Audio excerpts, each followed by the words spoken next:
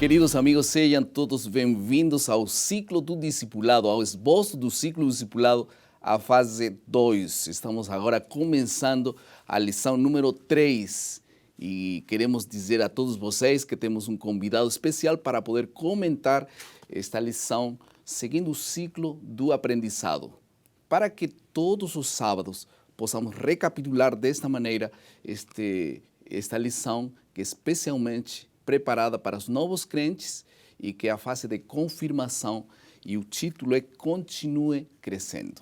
E para comentar esta lição de hoje, que o título é O Discípulo e sua comunhão com Deus, está conosco o pastor Adilson Moraes, quem é diretor associado do Ministério de Publicações aqui na Divisão Sul-Americana. Bem-vindo. Obrigado, pastor Choque. Um prazer estar aqui com você e com cada amigo que está nos ouvindo nesse momento. Vamos fazer uma oração e em seguida vamos continuar com o nosso esboço. Pastor Adilson. Oremos. Eterno Deus, Pai querido, ao conversarmos sobre esse tema tão importante de sermos seus discípulos e assim fazer com que a tua obra cresça e que Jesus seja entronizado em cada coração. Te convidamos para estar conosco e com cada uma dessas pessoas que estão nos assistindo. Que a sua palavra, ao ser aberta, seja para nós uma luz que nos ilumine a seguir os seus passos. Em nome de Jesus. Amém. Amém.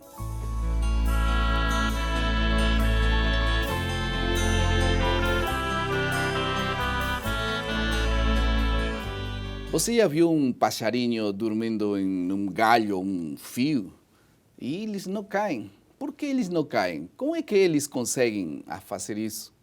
Se nós tentássemos dormir assim, iríamos cair e quebrar o pescoço, sem dúvida. O segredo está nos tendões das pernas do passarinho. Eles são construídos de forma que quando o joelho está dobrado, o pezinho segura firmemente qualquer coisa. Os pés não irão soltar aquela coisa até que ele descobre o joelho para voar. Sabem, o joelho dobrado é o que dá ao passarinho a força para segurar qualquer coisa. É uma maravilha, não é? Que desenho incrível, que criador fez para segurar o passarinho. Mas não é tão diferente em nós. Quando o nosso galho na vida fica precário, quando tudo está ameaçado de cair e a maior segurança, a maior estabilidade nos vem, sem dúvida, de um joelho dobrado. O foco da lição, desta lição número 3, é reconhecer a importância da comunhão diária e pessoal para a vitória sobre o pecado. Vamos passar agora à parte da compreensão e vamos tocar um só ponto, que é as principais práticas espirituais que contribuem no crescimento espiritual.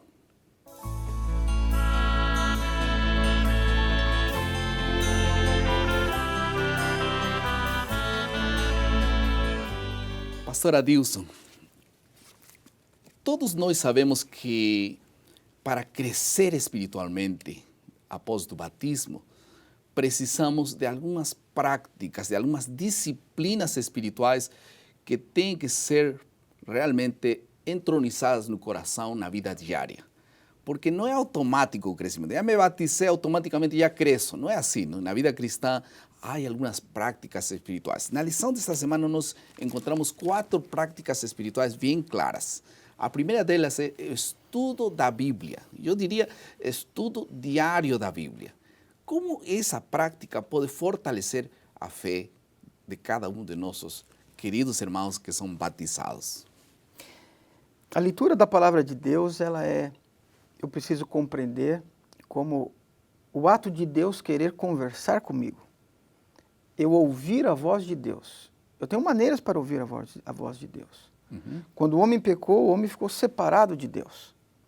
E Deus agora cria uma maneira de falar com o homem. Uma delas, ele deixou revelado em sua palavra. O estudo da Bíblia.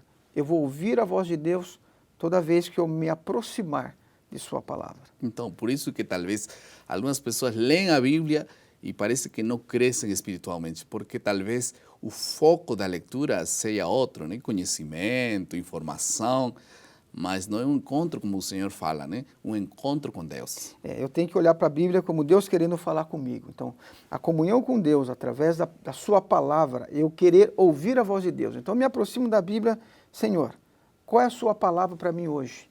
Quais os seus conselhos para mim hoje? E mais, quando eu abro a palavra de Deus em oração, você pode ter certeza que você vai começar a ouvir a sua voz. Amém. Então, algumas pessoas, porque você perguntou o seguinte, como algumas pessoas leem, mas não mudam a sua vida. É comum as pessoas falarem, você é um crente, mas não muda. Continua fazendo tudo errado. Vai à igreja, lê a Bíblia. Com a Bíblia debaixo do braço, alguns dizem, e não muda nada. Você chega em algumas casas, tem a Bíblia aberta lá na sala, enfeitada, bonita, num canto, mas as pessoas não são transformadas por ler a Bíblia de uma forma rápida, uma forma onde a pessoa não se detém naquilo que está lendo. Então, a leitura da palavra de Deus deve ser com paciência, em oração, ouvindo a voz de Deus e também falando com Deus. Agora, também tem pessoas que leem a Bíblia e oram, tudo isso, mas não têm a vontade de ler a Bíblia, né? Parece que esse desejo de encontrar-se com Deus não está... É natural do ser humano isso. Na lição anterior nós conversamos um pouco sobre esse assunto, foi tratado esse assunto, mas dentro de nós não há o desejo natural das coisas espirituais. Nós estudamos na semana anterior, na lição anterior, que nossa tendência não é buscar a Deus. A nossa tendência natural necessita uma disciplina. Eu necessito dizer assim, não, vou ter um plano de estudo da Bíblia. Então eu dedico aquele tempo, eu separo um tempo para estudar a Bíblia. Ao longo do dia, eu posso ficar meditando naquilo que eu estudei durante o dia. Mas se eu não tiver uma disciplina, eu não vou conseguir estudar a Bíblia. E como que nós pedimos a Deus esse desejo que coloque em nosso coração, essa fome por querer comer a palavra de Deus. E Ele vai colocar, se eu faço uma oração assim, Deus não se vai resistir a dar-nos e conceder-nos esse privilégio, porque nosso coração também foi criado para isso. Então, é só despertar Deus em meu coração esse desejo. Né? É uma parte bonita na Bíblia, quando os discípulos estavam a caminho de Emaús, Jesus se aproxima deles e começa a conversar com eles. E Jesus começa a citar as Escrituras. E quando Jesus começa a citar as Escrituras, diz o Evangelho de Lucas que o coração dos discípulos, começou a arder. O coração começou a arder. Sabe, tem aquele momento que você vai sentir o seu coração arder quando estiver diante do Senhor estudando a sua palavra. Quando você começar a estudar aqui, um outro texto ali, começar a ler uma história, procure se colocar na história. Se está falando sobre a crucifixão de Jesus, fica ao lado da cruz. Se imagina ao lado da cruz.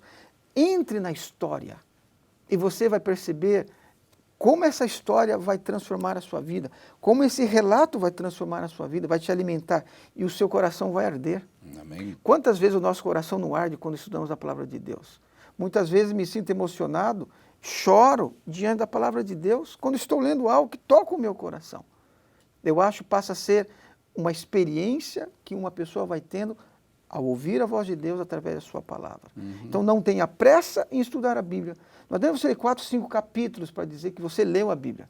É importante que você leia. Se lê um versículo, 2, 3 ou um capítulo, que você se demore naquilo que você está lendo e veja o que Deus quer falar com você através daquele texto. E em relação à oração? Oração também é um companheiro do estudo da Bíblia. É um assunto que está linkado, não podemos separar. Há coisas que nós temos que fazer juntas, e a oração e o estudo da Bíblia estão juntas. Eu quero ler Mateus 26, 41. Nós conhecemos esse texto, o livro de Mateus, capítulo 26, versículo 41, diz o seguinte: Vigiai e orai, para que não entreis em tentação. O espírito, na verdade, está pronto, mas a carne é fraca. Por que orar? Porque o poder vem de afora, né? Eu não tenho força em mim. Não tenho forças. A minha vontade, eu me proponho a fazer coisas boas. Eu me proponho ter um relacionamento melhor com a minha esposa. Prometo. Prometo para ela, prometo para o filho, prometo para o chefe, prometo para um monte de gente. Mas a minha vontade, o meu espírito está pronto, eu quero fazer. Mas quando eu sou colocado diante de situações, essas situações, elas irão me provar. Eu caio. Então a Bíblia diz, vigiai. Preste atenção, olhe ao seu redor e orai. Porque o espírito pode estar pronto, mas a carne é fraca. Então eu dependo de um poder fora de mim. E esse poder vem de Deus. É o Santo Espírito em mim. É a presença do Espírito Santo na minha vida que me faz vencer a tentação.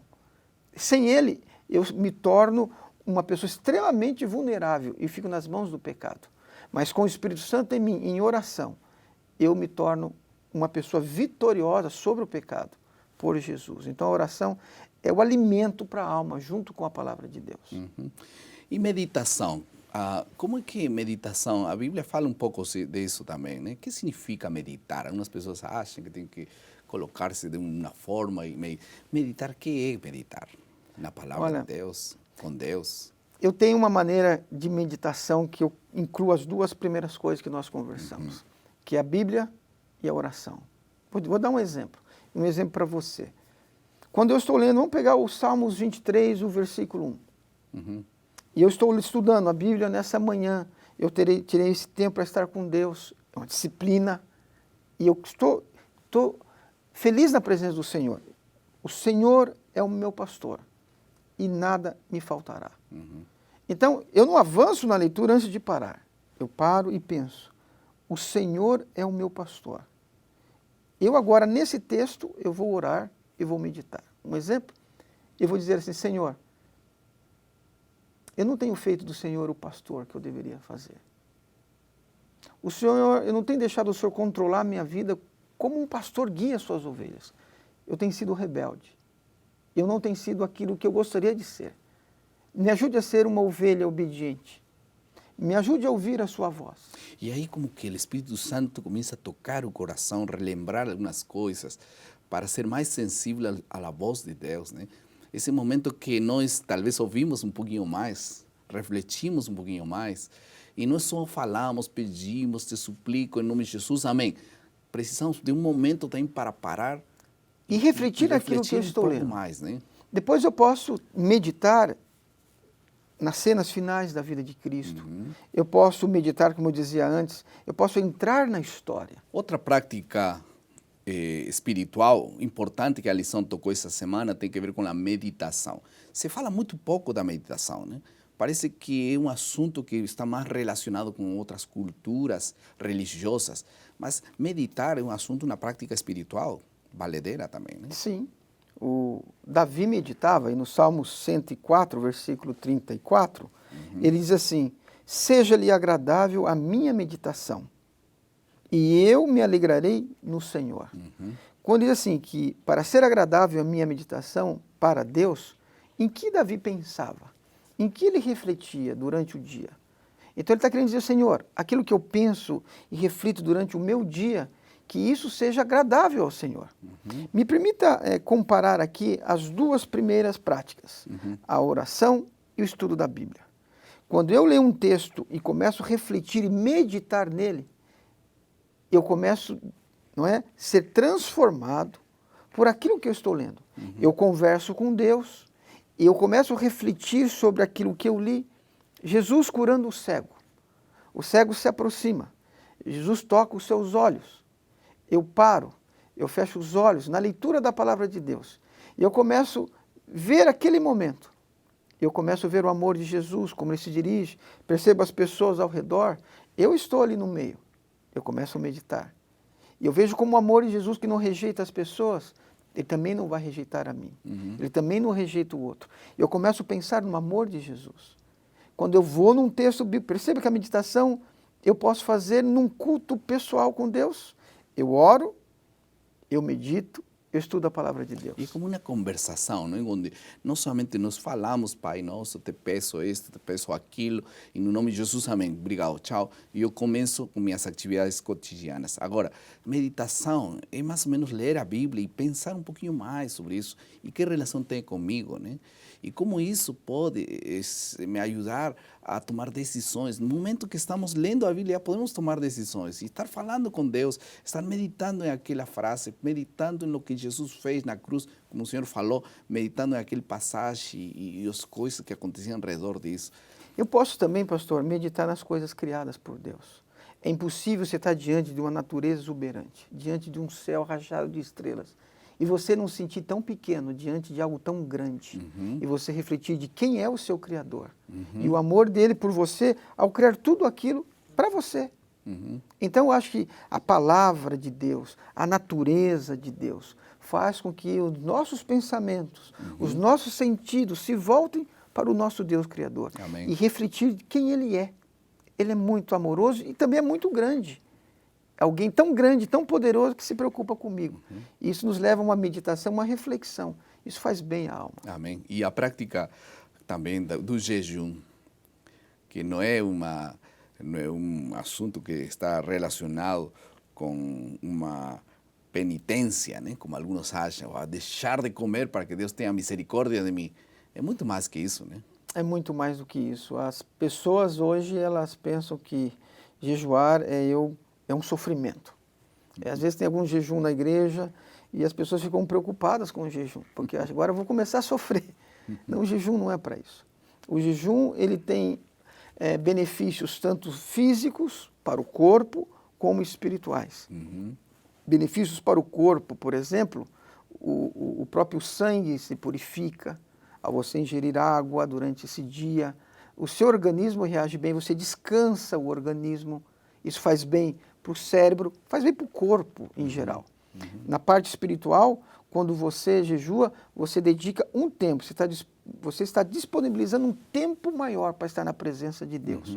Sua mente fica muito mais clara para se comunicar com Deus. Claro, porque os alimentos não estão levando a sangue para o estômago, se concentram mais no que nós queremos fazer, né? Exatamente. Então, o jejum é uma dedicação um tempo que você dedica para estar mais em contato com Deus. E quando você decide se abster dos alimentos nesse período, porque você está tomando uma decisão espiritual, é um tempo que você quer estar mais a sós com Deus, em profunda comunhão, e ouvir a voz de Deus de forma mais clara. Que bom. Agora, a Bíblia fala que muita coisa não sai se não fosse por jejum e oração, né?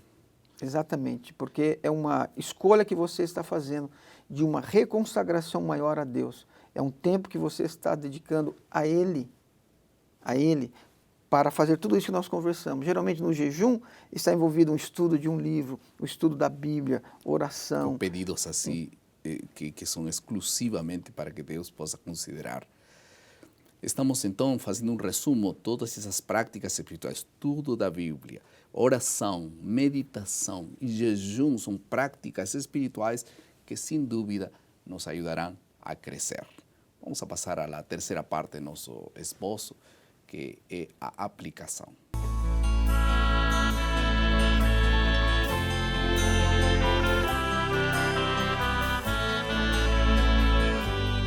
Como podemos aplicar todas essas coisas que nós hemos estudado juntamente com o pastor Adilson e o estudo de sua palavra? Em primeiro lugar, pedir a Deus que nos dê paixão por Ele, por orar, para conversar com Ele.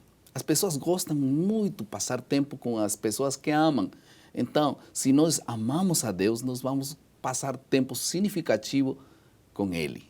Em segundo lugar, nós precisamos orar não só por nós, sino também por outras pessoas. Deus não só se complace em responder orações que são em benefício nosso, também para ajudar a salvar outras pessoas. Faça planos, então, para orar por outras pessoas, para estudar a Bíblia todos os dias e para meditar e ter em forma sequencial alguns momentos de jejum. Vamos a passar à última parte do nosso esboço, que é a criatividade.